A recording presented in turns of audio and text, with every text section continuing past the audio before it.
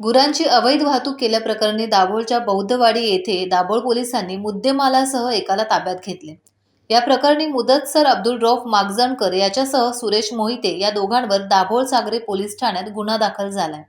दरम्यान या प्रकारची माहिती कळताच शेकडो लोक पोलीस ठाण्यावर धडकले।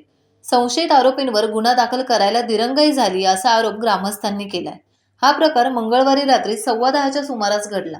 एका प्राणीमित्र नागरिकांनी गुराची अवैध वाहतूक करणाऱ्या टेम्पोचा पाठलाग केल्यानंतर हा प्रकार उघडकीस आला। या प्रकाराची कल्पना त्याने ताबडतोब पोलिसांना दिली।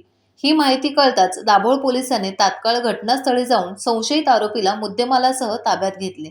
या प्रकरणात आणखी काही जणांचा सहभाग आहे का, याबाबत दाभोळचे सहाय्यक पोलीस निरीक्षक अमोल गोरे यांच्या मार्गदर्शनाखाली तपास सुरू आहे। टाइम्स डिजिटलला लाईक करा, सबस्क्राईब करा, शेअर करा आणि बेल आयकॉन दाबायला विसरू नका। पाहत रहा टाइम्स